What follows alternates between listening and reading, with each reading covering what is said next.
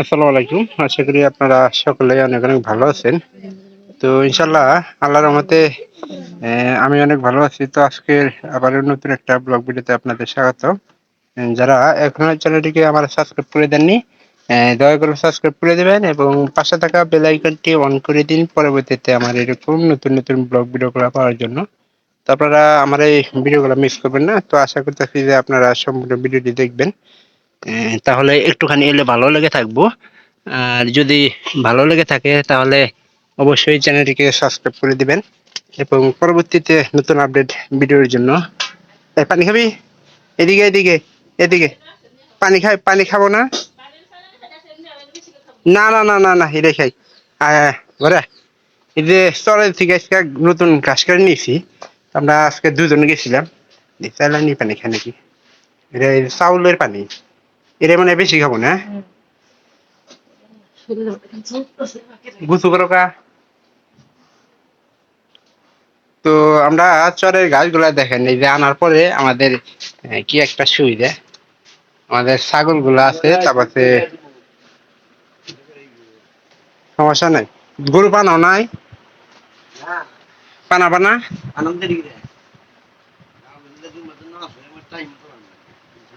এই যে দেখতে পারতেছে যে সবগুলো আমরা একসাথে খাবার দিই। তো একসাথে খাবার দিলে আজকে দেখেন ঘাস কতগুলা ঘাস নিয়েছি, কারণ 2 বোঝা ঘাস নিয়েছি। বাসুরি লাগল ছাড়া ওনার বায়না গাড়ি আমি নালা দিক দাও বুঝ না কি বের খাইতেছে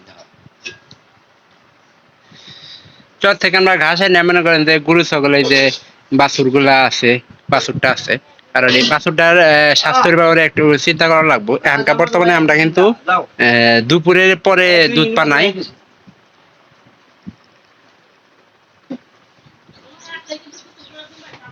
হ্যাঁ সময় আছে।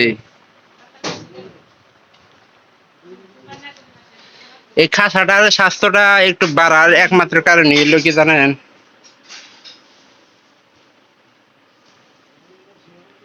খাসাটার একমাত্র বাড়ার কারণ হলো এই যে মায়ে যদি শুয়েও পড়ে ও কিন্তু দুধ খাওয়া বাদ দেয় না। এই একটা বিষয় মানে যে অন্যান্য ছাগল দেখেন স্বাস্থ্য অনেক কম, কিন্তু ওই যে ওই ছাগলটা একটু দুধ খায়, আর এই ছাগলটা মনে করেন যে শুয়া পড়লেও দুধ খায়, যার কারণে এটার স্বাস্থ্যটা একটু বেশি। যে আমি লাইট দিচ্ছি ছাগলে। আহ আহ আহ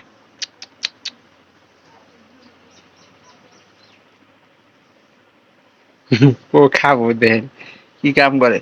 আর সকালবেলা আমাদের গরুগুলাকে একটু কমই খাবার দিই, কেননা গরুগুলা মনে করেন যে সারাদিন এই যে ঘাস তুলে আনলাম, এরা বিকালে সুন্দরভাবে বেশি করে খাওয়াই। তো যার ফলে আমাদের সকালবেলা ঘাসটা একটু ওই যে সামান্য থাকে, ওগুলা খাওয়াই। এই যে আমার টুনি, টুনি কিন্তু চেহারাটা আগের থেকে পাল্টেছে, কারণ এর শরীরে উকুন হয়েছিল। তো উকুন হওয়ার পরে আমরা ওই যে উপন্যাসের একটা শ্যাম্পু আছে কিন্তু আপনারা সবাই জানেন। তো ওই শ্যাম্পুটা আমরা ব্যবহার করছিলাম, ব্যবহার করার ফলে মনে করেন যে তাও স্বাস্থ্যটা কিছু একটা হয়েছে। আর টুনি কিন্তু আমাদের এই যে ভুট্টার ভুসি খাইতে বেশি পছন্দ করে। এখানে গরমের তাপমাত্রা অনেক বেশি, তো আজকের অনেক তাপমাত্রা হয়েছে। এই যে আমাদের এই পাটি ছাগলের স্বাস্থ্যটা কমার একমাত্র কারণই আপনাদের আগে জানাইছিলাম যে কি কারণে স্বাস্থ্যটা কমে গেছিল। মা মা একটু বাইরে আমাদের গরুগুলার অবস্থা দেখে।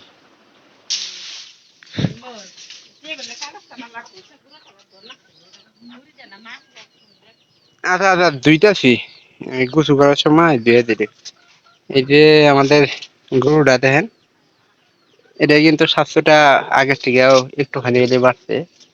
আর এই জায়গাতে আপনারা একটা জিনিস লক্ষ্য করেন যে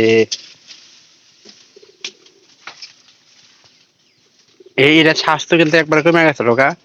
তখন আমি আপনাদের আগে বলছিলাম যে এই স্বাস্থ্যটা গরুর স্বাস্থ্যটা করার কারণে পেটের ভিতরে এক ধরনের পোকা আছে, কৃমি, কৃমির ওষুধ খাওয়ালে দূর হয়ে যাবো গা।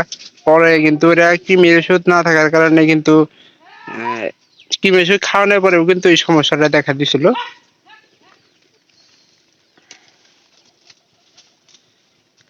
এটার এটার কিন্তু স্বাস্থ্য আগের থেকে একটু বাড়ছে। আর আমাদের গোয়ালঘরের সবসময় মাটিগুলা উঁচা রাখার চেষ্টা করি যাতে কাদা মুক্ত থাকে।